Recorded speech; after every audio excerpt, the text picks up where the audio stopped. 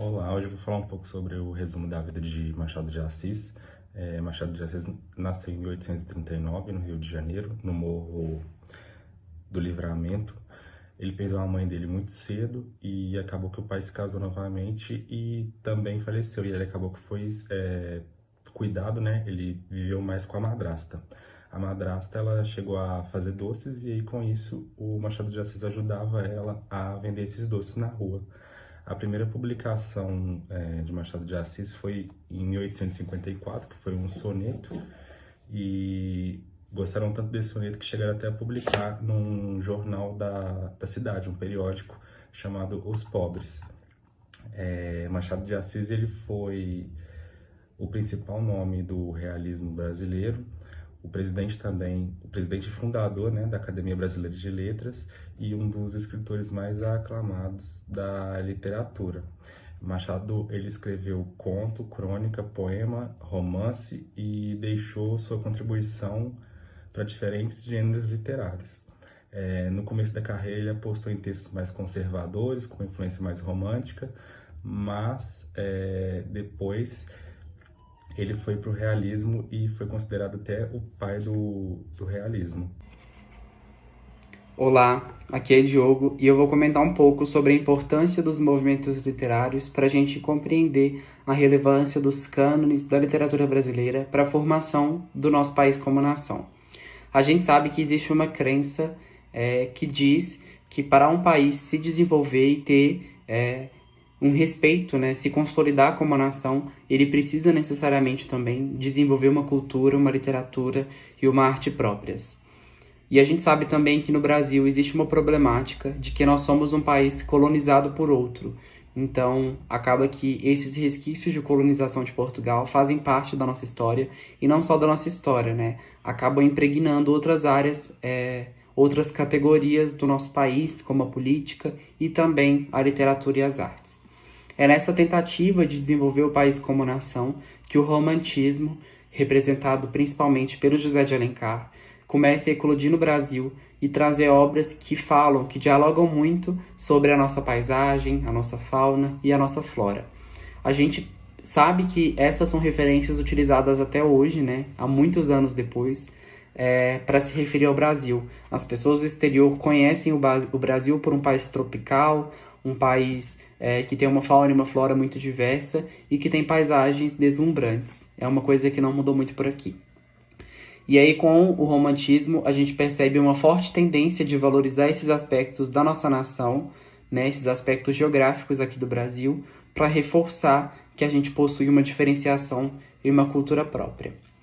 E aí, após essa fase romântica, né, esse movimento romântico, que é dividido em 3 fases, que está muito focado em ter uma visão amorosa, uma visão afetuosa da paisagem e do que acontece aqui no Brasil, a gente percebe o surgimento, né, o desenvolvimento de outros movimentos literários, mas mais com um foco diferenciado.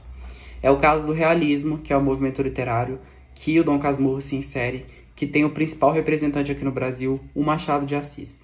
O realismo começou com a publicação do livro Madame Bovary, que foi um livro que na época causou muito rebuliço na sociedade, porque criticava muito os padrões burgueses e colocava mesmo em questão a cultura da época, né?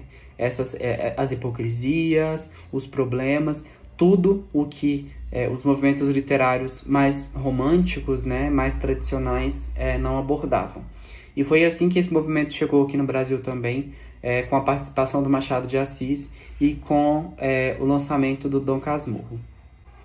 A fase realista do Machado de Assis é considerada a mais madura de todas elas, porque é no Dom Casmurro que ele mostra a realidade de uma sociedade burguesa, fala sobre os seus costumes e suas inconsistências. Até mesmo por isso, a gente sabe que o Machado tem uma carreira literária bastante polêmica, né, com livros bastante importantes, mas bastante modernos para a época, bastante progressistas, e o Dom Casmurro é um exemplo disso. Além do tema, a gente percebe que o Dom Casmurro traz uma diferenciação no que tange a escrita. Enquanto os romances Enquanto as obras romantistas traziam uma narração em terceira pessoa, com o narrador onisciente, o Dom Casmurro e outros livros do Machado de Assis, né, como o Memórias Póstumas de Brás Cubas, trazem um narrador em primeira pessoa. Então é o próprio personagem contando a sua história, é um tipo de escrita muito diferente também para a época. Oi, meu nome é Júlia e eu vou falar um pouco melhor sobre a história de Dom Casmurro, né, do Machado de Assis. Basicamente, a história gira em torno do Bento, da Capitu e do Escobar. O Bento, ele é o segundo filho da Dona Glória.